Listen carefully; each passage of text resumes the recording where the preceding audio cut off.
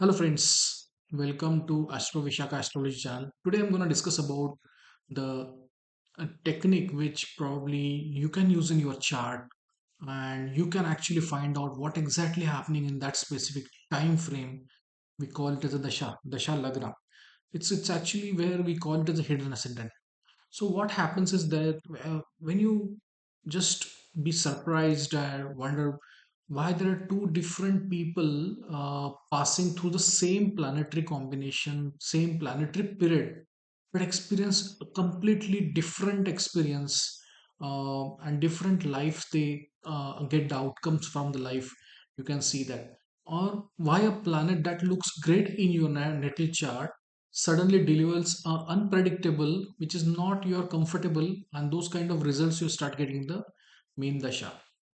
So the answer lies in the technique, and which is entirely perspective, which you can understand. It's called Dasha Lagna concept. Basically, it's called a hidden ascendant. Before I start with what exactly understanding what exactly is Dasha Lagna, first we need to understand what is Dasha. Mahadashas are basically Vishwamutra's Mahadashas, basically based on um, time frame to find out a event's time frame. So chart shows the promise, but the when the event is going to happen is on Dasha. So I will make a separate video what exactly is Dasha Lagna, but to understand it, someone is born in specific constellation or nakshatra and specific that moon we need to check.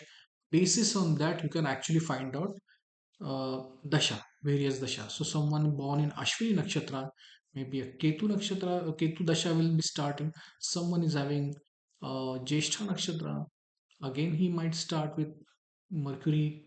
That way, you can look at which dasha it's gonna start. So someone is Kritika Nakshatra, the Dasha will start with Sun. Someone is Ashlesha Nakshatra with Mercury, or vice versa. There are 27 constellation, and basis on that, there are Nakshatra lords are there, or constellation lords are there. They will decide the starting point of Dasha, and obviously then there are nine Dashas, or actually generally we call it as 120 years. So total lifespan, and you can see these nine Dashas are distributed in those with a very specific serial way they have been mentioned. So that's what all is about dasha. Now when we see a specific major planetary period, or we call it as a mahadasha, it begins with your natal chart, which it doesn't disappear, but it's internal operating system shifts by rotating your horoscope. So what you have to do, like currently you see which current your dasha is going on. You can go get into any from the software, you can actually find out, and you can see in the current time frame is having someone is having example like Mars dasha. Mars is for 7 years, so Mars dasha will be there. So he will look Mars where it is there in the system, in the chart, d1 chart. And once you find out by rotating that chart where the Mars is sitting, suppose Mars is sitting in your fourth house. So you rotate the D1 chart, ensure that you make the fourth house where the Mars is sitting become your first house.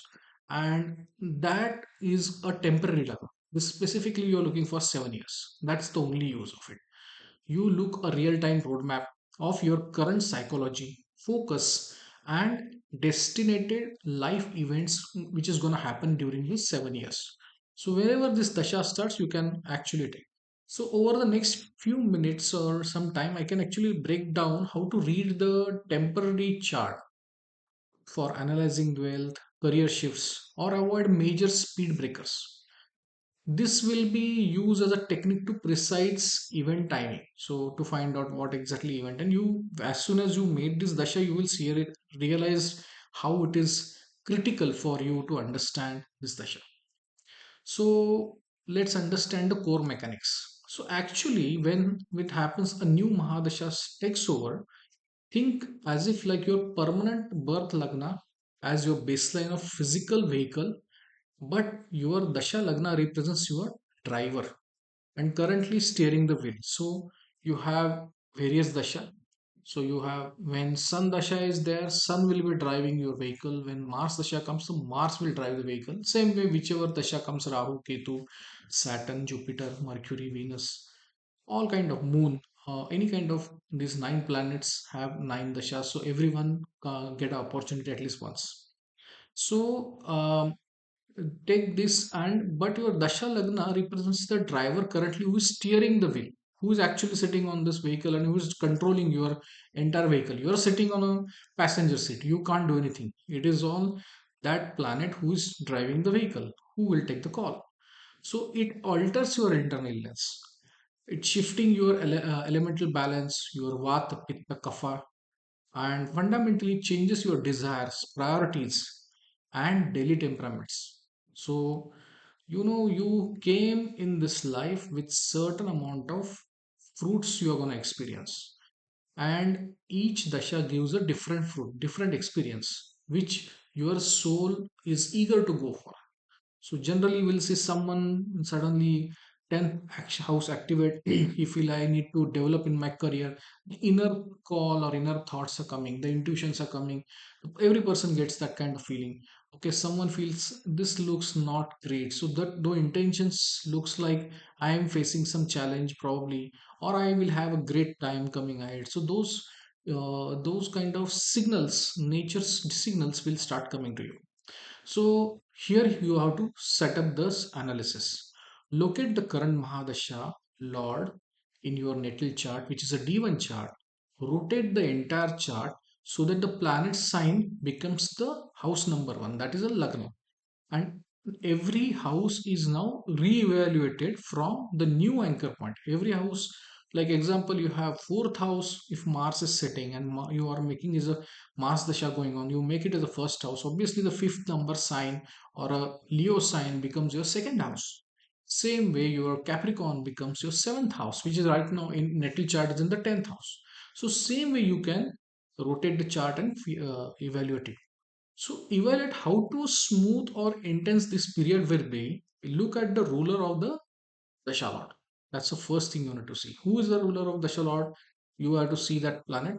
And if the dispositor, suppose the Mars is sitting in a Cancer, Cancer becomes the sign on which the dispositor, the moon, whether it is in exalted position or placed in a strong growth houses like second house, 10th house, or 11th house from your Dasha Lagna, not from the natal chart, from your Dasha Lagna, Dasha Lagna gains immense structural strength, making it easier to manifest positive things in your life and positive outcomes in your life. Now, let's talk about how to predict the wealth, career, relocation. So once your Dasha Lagna is established, so you now know this is my Dasha Lagna, this is my temporary hidden house or hidden ascendant, and now I am gonna predict on basis on that. So let's talk about first career and income. So to look at the second house, this is wealth, and the 10th house, which is a profession, directly from the new Lagna, which is Dasha Lagna. If the 10th house from your Dasha Lagna is active, that means some at either at antardasha level or the house which dasha lagna lord or 10th house lord sitting in that dasha lagna, and that house becomes the your active right now, so you can say that your 10th house is active. For instance, if the 12th lord from dasha lagna occupies or influences the 10th house, 10th house. So, or if Rahu or Ketu transit from that axis, it always triggers an absolute career overhaul. There is going to be change. Example, someone having, suppose Mars in the, I took as a Cancer Mars as a Dasha Lagna, and Mars Dasha is going, and from the Cancer 10th house becomes whatever that first house, that's so Aries where Ketu is sitting, that means, or Rahu is sitting, that means there is going to be a career overhaul or possibly work from home setup, or you may be linked to a foreign clients, and that linkage can be developed using this kind of changes. Now, movement and residences. When you want to track the changes in your living conditions, like foreign travel, foreign settlement. Observe third, fourth, seventh, 12th houses from the Dasha Lagna. So that will give you idea whether I am gonna move from my current residence moving to, because what happens, third house from Dasha Lagna is a relocation point or a changing point, which is fourth. Uh, that means fourth house is your residence, third house is manifesting the fourth house or changing the fourth house, 12th. It's changing the place. So third becomes the trigger point. And obviously 12th house, if it is going to the foreign travel or something like that, you will get connection with the Dashalagna. A transit activating the fourth house relative to Dashalagna frequently brings a change in home or relocation or a structural shift in the family dynamics. Something will happen at the family. People will leave, you will leave the family. Something will happen. And if third and 12th lord from Dasha Lagna transits your seventh house, it indicates a distance travel, foreign partnerships, or a significant personal movement. So all these, like as I told you, these are the moving like ninth house or say third house or 12th house. This shows the movement and movement from your own place, city, state, or country. So this changes is gonna bring those changes in your life. Now, spotting the challenges and the Antardasha dynamics. That's the area we also need to see. So now let's address the warning sign. How to spot the friction before it occurs. So you should know when my challenge is going to come, I should be knowing that. And what the first challenge people will immediately come in the mind? My sixth, eighth, and 12th houses from your Dashala. What is the conditions that represents the resistance, struggle, transformation, or a necessary expenditure?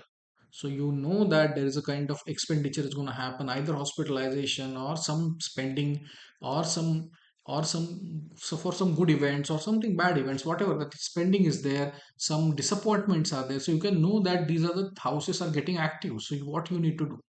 So when you see the Mahadasha and obviously the Antardasha. Antardasha is again same, those nine planets split into in one Mahadasha, and again they have Antardasha. So some Mars is started, so it will start with Mars, and obviously then Rahu, Antardasha, and then Jupiter and Saturn, and vice versa, like Mercury, Ketu, Venus, Sun, Moon. So that way you will have those nine planets, nine Antardashas in one Mahadasha of Mars. So that way you can look at it. And again, so suppose if you give a close attention, the Antarasha Lord suppose sits in the relative to your Mahadasha where it is sitting. If the Lord of Antardasha, like example, as I told, Mars in fourth house, Cancer, from there, if it is sitting in the 11th, that is eighth house, uh, Antardasha Lord, then your eighth Lord is active. If it is sitting in the sixth house, then sixth Lord is active, or 12th house. So from Mahadasha, expect a period of recalibration, effort, or corrective actions during this Antardasha planet's domain. So during that time, you need to take care of. So let's see the fifth house principle. Here's a practical example. So fifth house sits in the 12th from the 6th. Now the 6th is a routine service, your job, your working, your activity, daily routine. And if it negates 6th house, which is with the 5th house, when your sub period of Lord sits in the 5th house, it's relative to your major Lord. And if it is very frequently triggered or departure from your current job, possibility you may change the job, you will lose interest in current job, you are looking for a change, those things will start happening. A desire will come out, branch out, or a change in daily work routine. You will see suddenly there is a change and you will not follow the routine which you were following in the past Mahadasha, and suddenly you become challenges in current Antardasha specifically. Now, the next point is natal lagna protection.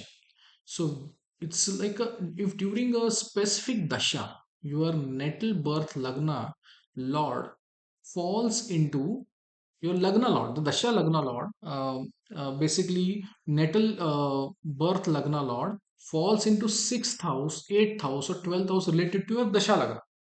So suppose first house Aries ascendant in natal chart is a Mars. I think that's what I'll take. And in fourth house, there is a moon example. And when moon starts and Mars is sitting in the example like in the ninth house from natal. So when you change the chart and make it a Cancer ascendant, a Dasha Lagna, and you will see that the Mars is coming into the sixth house. So that is where you need to take care of it.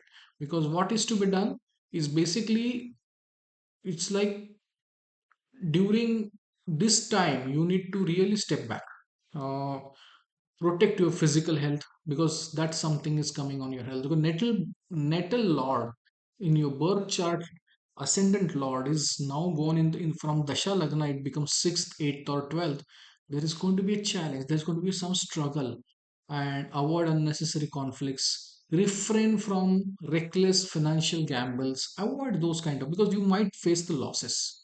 And that is where overall stories there. Obviously you need to see the divisional chart and see that in Navansha and D10 chart as well, like for career, how it is really position, especially relationship between the Mahadasha and Antardasha Lord, whether it's a 6-8 or 212. So basis on that, you will get a crystal clear information whether promise is really going to happen specific to my field, is with specific to marriage in D9 or D10. You go into your career things, you will find those kind of challenges you face, and it is a very deep rooted problem, so you will not able to easily find out with the D1. So obviously this is a very I will say a very generic level I try to give, because it's much more deeper and in detail we can do the understanding. But ultimately what I am trying to say is that with this dasha lagna, this is one of the technique which will help you to understand how is dasha is going to be there, which specific antardasha I need to take care, whether is something related to health or something related to my career or something relocation or change in location or change in job, anything is coming, is it going to impact during this period. So that is something you will learn from dasha lagna. You will understand this dasha is going to be um, uh, this dasha will be how it will be great or it will be average or below average or above average. Those information you can quickly predict it basic. And obviously the prediction has been done the same way you predict for the D1 chart, the same way dasha lagna needs to be predicted. And you will understand what is happening as far as your life is concerned coming that period of mahadasha, how you will handle it, and you know where I need to be caution, where I can take a speed, and where I can take the highest speed and achieve my manifest the things. And I will tell you, charts are not bad. This dasha decides your life, uh, how it is gonna be move. So all you can see that it's like a Mario achieving one level to second level to third level. This is kind of game where actually you can, each dasha gives you some destination, some goals in life. You follow that. At the point you may achieve that goal or may not achieve the goal, but by the time next dasha comes, he will give you new plate with a new purpose for that specific dasha. So some people you will see they are very materialistic. Suddenly they go and become spiritual, isolated, and specific that dasha goes. And once dasha is over, they will again come back and they will start basic. So those experiences each dasha gives you is going to be unique experience. Don't expect that if I have a difficult times it will continue the difficult. No, it will not happen like that. If you have a difficult time, there is going to be a good times. That is the way dasha lagna can explain you how my coming period I can really look forward, what kind of remedies I should do, what kind of solutions I provide, how I use my house activation. Those things you can learn from the Dasha Lagna. So ultimately, I can say in Vedic astrology remind us the time is not static. Neither we are. No dasha inherently good or bad. Each period has a specific purpose designed for your soul's evolution. Because these are the contract you signed before even your birth. These are the experiences having. How you will get this experience, whatever the contract clauses you signed before taking the birth. These are the dashas, 8, 9 dashas where you are gonna take mandatory experience, and those are the fruits of your past life karma, and that is the experience as a part of prarabdha you will take it.